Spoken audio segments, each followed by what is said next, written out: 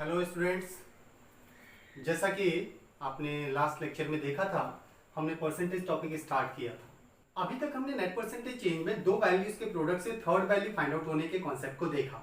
लेकिन ऐसा जरूरी नहीं कि दो ही वैल्यूज हो, दो से ज्यादा वैल्यूज भी हो सकती हैं। लेट तीन वैल्यूज हो, लेट फर्स्ट, सेकेंड, थर्ड, तीन तीन वैल्यूज के प्रोडक्ट से एक नई वैल्यू फाइंड आउट होती, let fourth value find out होती। ओके, जिन टर्म्स का मल्टीप्लाई करें उन सब में ही सर्टेन परसेंटेज का चेंज कर दिया जाए। लेट फर्स्ट वैल्यू को मान लेते हैं, चलिए 10% इंक्रीज कर दिया, सेकंड को सपोज 20% रिड्यूस कर दिया, थर्ड को सपोज 30% इंक्रीज कर दिया। अब हमें बताना है प्रोडक्ट वाली वैल्यू में कितने परसेंट का चेंज आएगा, ये आइडेंटिफाई करना। तो दो वैल्यूज के केस में तो x + y + xy अपॉन 100 का कॉन्सेप्ट हमने यूज किया था। तो तीन में क्या करें, तीन में भी फॉर्मेट है, लेकिन उस फॉर्मेट को, दैट मींस उस स्पेसिफिक फॉर्मूला फॉर्मेट को यूज करना कॉम्प्लिकेटेड हो जाता है। इसलिए फॉर्मूला यूज करने के बजाय हम तीन में भी, तीन वैल्यूज के प्रोडक्ट से फोर्थ फाइंड आउट होने के केस में भी नेट परसेंटेज चेंज के लिए दो का ही कॉन्सेप्ट यूज करेंगे। कैसे? दो वैल्यूज लेकर इन दोनों का नेट परसेंटेज चेंज फाइंड करते हैं, जो आएगा उसके साथ थर्ड वैल्यू को लेकर फिर से नेट परसेंटेज चेंज फाइंड कर देंगे। फाइनल वैल्यू ही ओवरऑल नेट परसेंटेज चेंज को डिनोट करेगी।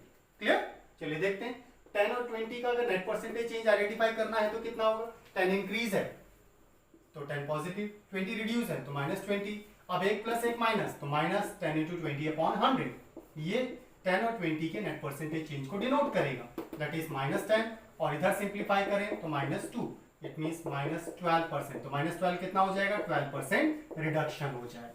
इसका मतलब इन दोनों का नेट परसेंटेज चेंज हो गया 12% reduction.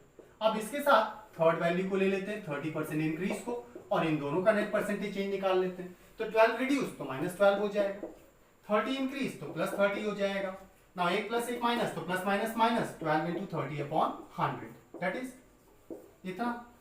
Now -12 + 30 opposite sign subtract होंगे, 18 बचेगा पॉजिटिव। यहां सिंप्लीफाई करते हैं, 12 3 36, 10 से डिवाइड करेंगे 3.6, माइनस करना है। 18 में से 3.6 माइनस किया तो दैट वुड बी 14.4%। पॉजिटिव या नेगेटिव? तो पॉजिटिव वैल्यू बड़ी है इसलिए प्लस में बचेगा। और प्लस किसको डिनोट करता है? प्लस डिनोट करता है इंक्रीज को। इसका मतलब ये हुआ कि तीन वैल्यूज जिनमें 10% इंक्रीज, 20% रिड्यूस और 30% इंक्रीज का रिलेशन था, कि मल्टीप्लाई से फोर्थ वैल्यू अगर फाइंड आउट होती हो तो फोर्थ वैल्यू में कितने परसेंट का चेंज होगा, वो इन तीनों का नेट परसेंटेज चेंज, जिसकी वैल्यू कितनी है? 14.4%। कैसा रिलेशन? इंक्रीज। इसका मतलब हमारा जो प्रोडक्ट की वैल्यू है, फोर्थ वैल्यू जो निकल के आएगी वो 14.4% इंक्रीज का रिलेशन होगा। Clear student? चलिए इसका एक न्यूमेरिकल देखते हैं। क्वेश्चन है, radius of the base of the cylinder is increase by 40% while the height is reduced by 25%. Find the percentage change in the curved surface area and the volume of the cylinder. Curve surface area और volume में हमसे relation पूछा है, कितना percent change आएगा। हिंदी में अगर बात करें तो एक बेलन की त्रिज्या को 40% बढ़ा दिया गया, जबकि इसकी ऊंचाई को 25% कम कर दिया गया। बेलन के वक्र पृष्ठ और आयतन में प्रतिशत अंतर बताओ, ये हमारा क्वेश्चन है। हमारा इस पर फिगर दिया गया है सिलेंडर, बेलन।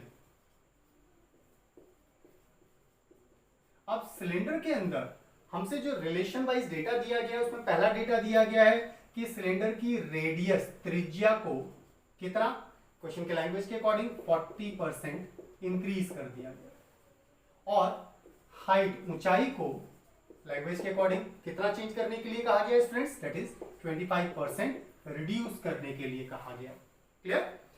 रेडियस को 40% इंक्रीज करने के लिए कहा गया है, जबकि हाइट को 25% रिड्यूस करने के लिए कहा गया है। हमसे पूछा है, पहला क्वेश्चन है हमारा curved surface area. Curved surface area होता है वक्र पृष्ठ, इसमें कितना चेंज आएगा ये पूछा गया। नाउ सिलेंडर के केस में, बेलन के केस में curved surface area of cylinder क्या होता है? वो होता है 2πRh। ये होता है, दैट मींस 2 × π × r × h। अब वैल्यूज अगर हम देखें तो रेडियस को 40% इंक्रीज करने के लिए कहा गया, तो रेडियस हो जाएगी 40% इंक्रीज। हाइट 25% रिड्यूस करने के लिए कहा गया, तो हाइट को करेंगे 25% रिड्यूस। इस चेंजेस की वजह से कर्व्ड सरफेस एरिया में कितना चेंज होगा ये हमसे पूछा गया। तो 2 और पाई तो कांस्टेंट टर्म्स है, कांस्टेंट टर्म्स का नेट परसेंटेज चेंज पर कोई फर्क नहीं पड़ता, तो लीव दैम। वैल्यूज की मल्टीप्लाई से थर्ड वैल्यू फाइंड आउट होने का कॉन्सेप्ट है, तो नेट परसेंटेज चेंज एप्लीकेबल हो जाता है। तो कर्व सरफेस एरिया में चेंज कितना होगा, x plus 5 plus X Y upon 100, 40 increase that means positive 40, 25 reduce that means minus 25, opposite sign तो माइनस, दोनों का product 40 into 25 upon 100 that means curve surface area में इतने परसेंट का चेंज आएगा। Now 40 minus 25 is 15 minus 25 4 and that is 10, it means 10 ये हो जाएगा। तो 15 में से 10 माइनस किया 5%, कैसी वैल्यू है, पॉजिटिव। पॉजिटिव क्या होता है, इंक्रीज। इसका मतलब रेडियस, अगर एक बेलन की, एक सिलेंडर की रेडियस को 40% बढ़ा दें और हाइट को 25% रिड्यूस कर दें तो कर्व सरफेस एरिया वक्र प्लस 5% बढ़ जाएगा। क्लियर। सेकंड पार्ट में हमसे पूछा गया था वॉल्यूम में कितना चेंज आएगा। वॉल्यूम होता है आयतन, आयतन में कितना चेंज आएगा। अब वॉल्यूम ऑफ सिलेंडर, बेलन के आयतन का फॉर्मूला क्या होता है, ये होता है पाई आर स्क्वायर, तो आर इंटू एच, ये रिलेशन होता है। अब लैंग्वेज में डेटा दिया है उसमें रेडियस को 40% इंक्रीज करना है, तो 40% इंक्रीज। सेकंड रेडियस, वो रेडियस की जगह पर, तो ये भी 40% इंक्रीज हो जाएगा। थर्ड है हाइट, हाइट कितना 25% रिड्यूस दैट इज ओके। और पाई कांस्टेंट टर्म है, कांस्टेंट टर्म्स का परसेंटेज पर कोई फर्क नहीं पड़ता, so leave it. R R R multiply में तीन वैल्यूज, तो तीन वैल्यूज के प्रोडक्ट से फोर्थ वैल्यू फाइंड आउट होने का केस हो गया। तो हमें वॉल्यूम में कितने परसेंट का चेंज अगर आइडेंटिफाई करना है तो इन तीनों का नेट परसेंटेज चेंज निकालते हैं। तीन का नेट परसेंटेज चेंज कैसे निकालेंगे स्टूडेंट्स, अभी हमने देखा था दो दो करके निकाला जा सकता है। तो कोई से भी दो ले सकते हैं, सीक्वेंस मैटर नहीं करता है, किसी को भी पहले लिया जा सकता है। आप इन दोनों को पहले ले लीजिए या इनको पहले लेके सॉल्व कर लीजिए, एज यू विश, किसी को भी पहले ले सकते हैं। चलिए हम इन दोनों को पहले ले लेते हैं। तो 40 और 40 का अगर हम नेट परसेंटेज चेंज निकाले तो 40 इंक्रीज प्लस, ये भी 40 इंक्रीज है तो प्लस, नाउ सेम साइन तो plus 40 into 40 upon 100 that is 40 40 80 add कर रहे हैं and plus that would be 16, 80 plus 16 96%, positive value increase. इसका मतलब इनका नेट परसेंटेज चेंज हो गया 96% इंक्रीज। अब इसके साथ 25% को लेकर के फिर से निकाल देते हैं, इन दोनों का नेट परसेंटेज चेंज निकालना। तो इनका नेट परसेंटेज चेंज कितना होगा, 96 इंक्रीज है तो इंक्रीज मींस पॉजिटिव, 25 रिड्यूस है तो minus 25, plus minus minus 96 into 25 upon 100 that is, simplify करते हैं 96 माइनस 25 तो दैट वुड बी 71 माइनस 25 4 से डिवाइड करना है दैट वुड बी 24 4 से 96 24, इसमें से माइनस कर देते हैं तो 11 7 that is 6 4 47%, positive negative positive, इसका मतलब इंक्रीज। दैट मींस सिलेंडर का जो वॉल्यूम है वो 47% इंक्रीज हो जाएगा। क्लियर। वेल नेक्स्ट क्वेश्चन है, length width and height of the cuboid are 37% increase, 14 wholes 2/7% reduce decrease and 6 wholes 2/3% reduced respectively. Find the percentage change in the volume of the cuboid. एक घनाभ की लंबाई, चौड़ाई और ऊंचाई को क्रमशः 37.5% बढ़ाया गया, 14 होल्स 2/7% रिड्यूस किया गया एंड 6 होल्स 2/3% रिड्यूस किया गया क्रमशः। तो घनाभ के आयतन में कितने प्रतिशत अंतर आएगा ये हमसे पूछा है। क्वेश्चन की लैंग्वेज के अकॉर्डिंग लेंथ, विड्थ और हाइट किसका, क्यूबॉइड में, क्यूबॉइड होता है घनाभ, इन क्यूबॉइड घनाभ में लेंथ, विड्थ, हाइट इन तीनों के प्रोडक्ट से वॉल्यूम निकलता है। और हमारी लैंग्वेज के अकॉर्डिंग हमारे क्वेश्चन में जो डेटा दिया गया है उसमें कहा गया है कि लेंथ को कितना, लेंथ को 37 होल्स 1/2% इंक्रीज किया गया। सेकंड, विड्थ में कितना, 14 होल्स 2/7% रिड्यूस किया गया। और हाइट में कितना, हाइट में कहा गया क्वेश्चन की लैंग्वेज के अकॉर्डिंग 6 होल्स 2/3% रिड्यूस किया गया। हमसे पूछा वॉल्यूम में कितने परसेंट का चेंज आएगा, that was the question. Okay, अब ऐसे में लेंथ, विड्थ, हाइट तीन वैल्यूज के प्रोडक्ट से एक नई वैल्यू निकल रही है तो नेट परसेंटेज चेंज का कांसेप्ट एप्लीकेबल होता है। लेकिन प्रॉब्लम ये है कि ये जो लेंथ, विड्थ, हाइट में चेंजेस दिया है ये होल नंबर वैल्यूज नहीं है। नेट परसेंटेज चेंज का कॉन्सेप्ट तभी तक हम आसानी से यूज कर सकते हैं जब तक percentage change whole number format में दिए हो। अब ये होल नंबर फॉर्मेट नहीं है, अगर हम इन वैल्यूज को नेट परसेंटेज चेंज में यूज करेंगे तो बहुत कॉम्प्लिकेटेड कैलकुलेशन हो जाएगी, इसलिए हम उसको अवॉइड करते हैं। इसका मतलब हमें कोई ऑल्टरनेट वे चाहिए।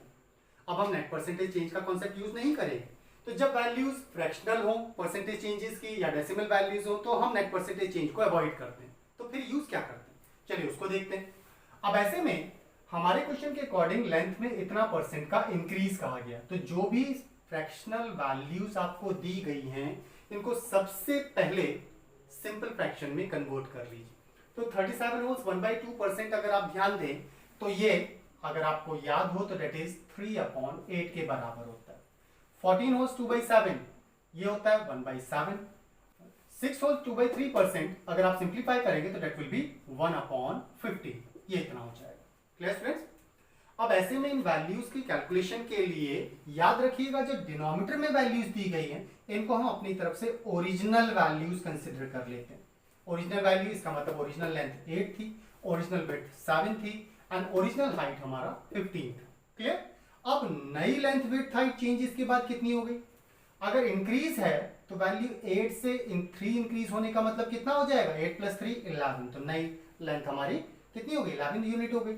7 से एक रिड्यूस हो गई क्वेश्चन के लैंग्वेज के अकॉर्डिंग, 7 पहली थी 1 यूनिट घट जाएगी तो कितना बचेगा? 6 यूनिट बचेगा। इनिशियल पहले 15 था, 1 यूनिट क्वेश्चन के अकॉर्डिंग रिड्यूस हो गई, तब कितना बचेगा? तो दैट वुड बी 14। क्लियर? तो ये हमारी initial original length width height और नई length width height after the changes निकल के आ गई, चेंजेस के बाद की लेंथ विड्थ हाइट। अब क्या करना है? वॉल्यूम की बात करें तो वॉल्यूम क्या होता है? लेंथ विड्थ हाइट का प्रोडक्ट, इसका मतलब इनका प्रोडक्ट ओरिजिनल वॉल्यूम रहा होगा और चेंजेस के बाद जो लेंथ विड्थ हाइट आई है इनके प्रोडक्ट से नया वॉल्यूम निकल आएगा। ये हमारी ओरिजिनल और नए वॉल्यूम्स की वैल्यूज होगी। क्लियर? अब इन वैल्यूज का मल्टीप्लाई करके सिंप्लीफाई करना मुश्किल होगा, कैलकुलेटेड होगा, थोड़ा लेंथी हो जाएगा। तो यहाँ अगर कोई वैल्यू सिंप्लीफाई हो रही हो तो हम कर देते हैं इसी स्टेज पर, सॉल्व करना आगे आसान हो जाए। किससे? ओरिजिनल की किसी भी वैल्यू अगर न्यू की किसी भी वैल्यू से सिंप्लीफाई होती हो तो कर लेते हैं। जैसे 7 2 = 14, ये सिंप्लीफाई होगा 2 से, दैट इज 2 4 = 8। क्लियर? अभी 3 से 3 2 = 6 and 3 5 = 15 and 2 say that is 2 times. Clear? तो अब अगर सिंप्लीफाई करने के लिए देखें तो और कोई वैल्यू तो बची नहीं, तो that means 5 2 = 10, that was original value और यहां हमारे पास बचा 11। इसका मतलब हमारे चेंजेस के में जो डेटा दिया था उसके अकॉर्डिंग ओरिजिनल वॉल्यूम अगर 10 यूनिट था तो नया वॉल्यूम हो गया 11 यूनिट। क्लियर? 10 से 11 होने का मतलब वैल्यू इंक्रीज हुई या रिड्यूस हो गई? वैल्यू इंक्रीज हो गई। कितना यूनिट इंक्रीज हो गया? 10 से 11, दैट मींस 11 - 10, 1 यूनिट बढ़ गया। ओके, वेल हमसे वॉल्यूम में परसेंटेज चेंज पूछा गया था, तो परसेंटेज चेंज की वैल्यू को आइडेंटिफाई करने के लिए ये तो हो गया चेंज, लेकिन चेंज किससे? ओरिजिनल वैल्यू से। तो ओरिजिनल वैल्यू कितना है? 10, दैट इज इनटू 100, तो इतने परसेंट का चेंज होगा। अब क्योंकि वैल्यू इंक्रीज हुई है तो दैट मींस इंक्रीज का चेंज हो जाएगा, तो 11 - 10 that is 1, 1 × 10 will be 10%। It means volume में 10% इंक्रीज का चेंज आएगा। Clear students? तो ये तो था हमारा क्यूबॉइड की लेंथ विड्थ हाइट की वैल्यूज अगर फ्रैक्शनल दी हो तो हम फ्रैक्शनल वैल्यूज को सिंपल फ्रैक्शन में कन्वर्ट कर लेते हैं। डिनोमिनेटर की जो भी वैल्यूज दी गई हैं उनको ओरिजिनल वैल्यूज कंसीडर करेंगे। चेंजेस के अकॉर्डिंग इंक्रीज या डिक्रीज जैसा दिया गया हो उसके अकॉर्डिंग नई वैल्यूज आइडेंटिफाई करते हैं। अब जो रिलेशन आइडेंटिफाई करना है उस रिलेशन के थ्रू इंक्रीज या डिक्रीज की वैल्यू को in terms of percentage find किया जा सकता है। Clear students? तो ये था हमारा नेट परसेंटेज चेंज का आज का कॉन्सेप्ट। इसके साथ ही हम आज के टॉपिक को यहीं पर वाइंड अप करते हैं। आगे का जो नेक्स्ट फॉर्मेट है उसको नेक्स्ट लेक्चर में देखेंगे। अगर हमारे वीडियो पसंद आते हैं तो प्लीज़ सब्सक्राइब एंड लाइक जरूर कीजिएगा। आज के लिए इतना ही। Thank you class. हमारे YouTube चैनल को सब्सक्राइब कीजिए। हमारे YouTube चैनल का एड्रेस है home study by Govind sir. साथ ही हमें टेलीग्राम पर ज्वाइन कीजिए और हमारा टेलीग्राम एड्रेस है दिस वन। इसके अलावा हमारे फेसबुक पेज को लाइक कीजिए। हमारा फेसबुक पेज का एड्रेस सेम वही है जो हमारे यूट्यूब चैनल का एड्रेस है, that is home study by Govind sir. Thank you.